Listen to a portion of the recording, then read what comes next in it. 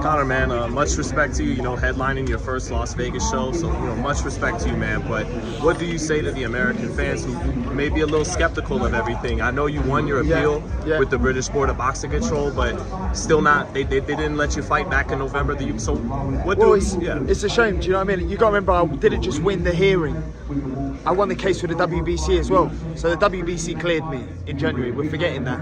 I passed all my UCAD tests. I was cleared to fight. I won the hearing. They chose to appeal. What am I supposed to do? Just wait for that to... Just wait. Even though I've been cleared by the organisation whose test it was, but also won the hearing. So, what more do you want me to do? If they're sceptical, then that's not my problem. Do you understand it though? When it's high-level elite sports. That's not my problem.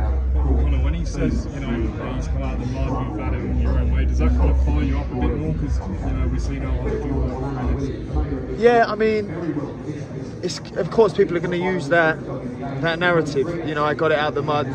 But the reality is, you don't have to get it out of the mud. So because I come from a privileged upbringing, I can't be a boxer. That's the reality of it.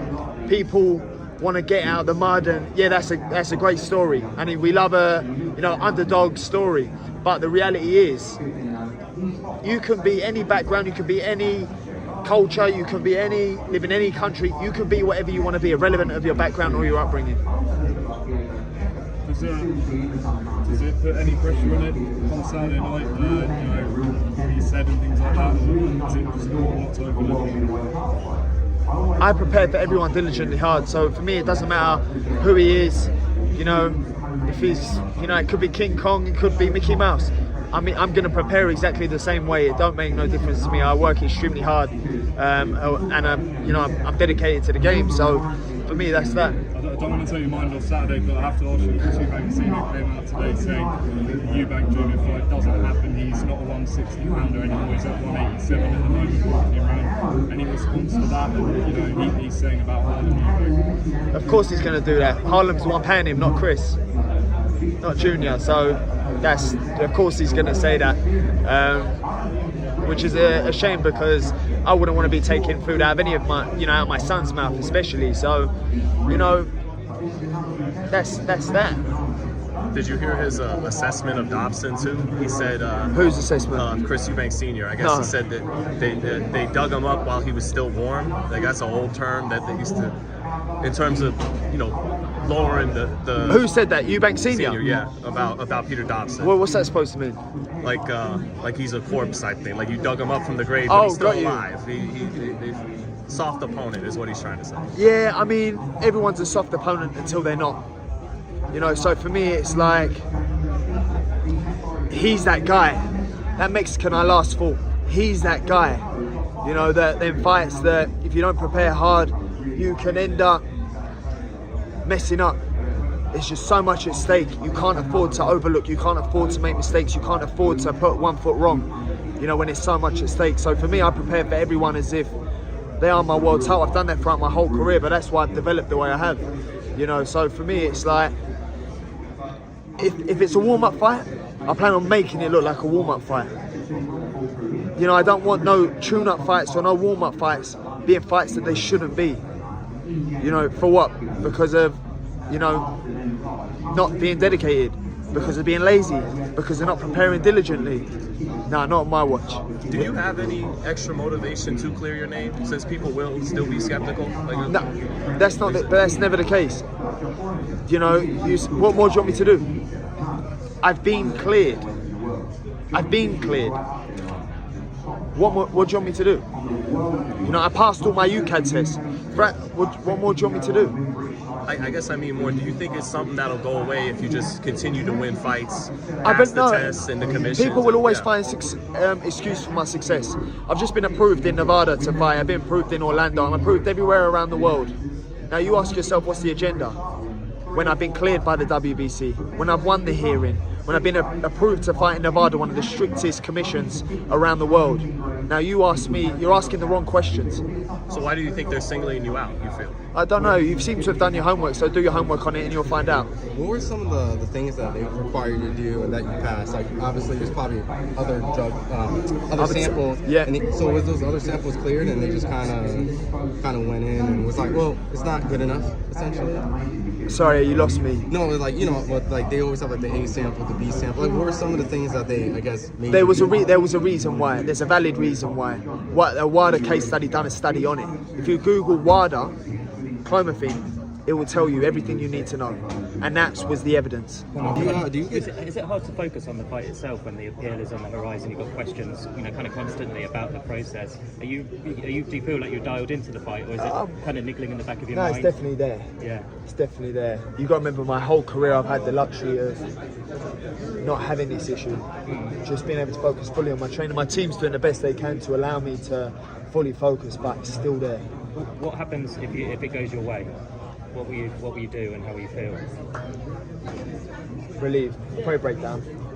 Like it is there, you know. So for me, it's just I just need this chapter of my book closed. Like I just need this closed. It's like I won the hearing, I won the case with the WBC. I won the hearing. It's like, can we just end this? Whatever it is, like just let this end. And what happens if it doesn't go your way? Do you feel like you'll set up shop more over here in America? I'm not about running away from my problems. You know, as you can see with everything that's gone on, I tackle it head on. I haven't ever ran away from this. You know, I went to Australia when this had just happened for maybe 2 weeks with my family, and I said to my family, I've got to go back home. I can't run from this. I need to face this head on. I can't feel like I'm just escaping and running from the problem. You know, I'll shout from the rooftops, I'll protest, I'll do everything I can. I wear my heart on my sleeve, I'm vulnerable, I am what I am. You know, so I can't just slip off into nowhere and listen to the lawyers and don't say anything, because it's not who I am. You know, that to me screams guilty. I will, you know, when it's testing your character and targeting who you are as a man and what you stand for and what you represent, I'll stand and keep my feet firm. Last question, please. Do you feel with Victor Conti constantly poking at you? You're enrolled in VADA. He kind of complimented you also on Twitter. Is there like complimented me? Well, he's saying he complimented you because you're enrolled in VADA. I've been enrolled for ages. Correct, but I'm just saying recent tweets. It's like he's attacking you and then complimenting you. Yeah. Do you know what? Social media is a funny place. Like, social media can lead people into a false security, say what they want to say, and then I see them in person or in real life, and trust me, I promise you, this happened to me over the past 18 months with people saying what they got to say. I turn up, yes bro, what's happening? Is Victor Conti you talking about? No, not Victor, but in general, social media is a funny place. Okay. Social media is the minority. People can get away with saying what they want to say on social media, but when it comes down to it in real life, the energy is different. I mean, you saw today, just in my press conference, it's different energy. Stand on what you believe in. If I say something, I mean it. I don't pretend, I don't make up. This is what I stand on, this is how I'm going to say it, and this is how I say it to your face. You know, people aren't like that. They use social media as they walk into your living room, give you a slap, and feel like they can just walk back out. But when it's in person, they can't do that. Conor, last thing, you're fighting here in Vegas for the first time. You've been to Vegas for world title fights. I haven't. You have. You were here for the. Haney. Yeah. No, I was here. Yeah, that's when I met you. Yeah, so yeah. I wanted to bring that up to ask, not to overlook Pete Dobson and Saturday, but has that thought crossed your mind, like fighting for a world title here in the fight capital of the world one day? Do you know what? I'm just blessed, man.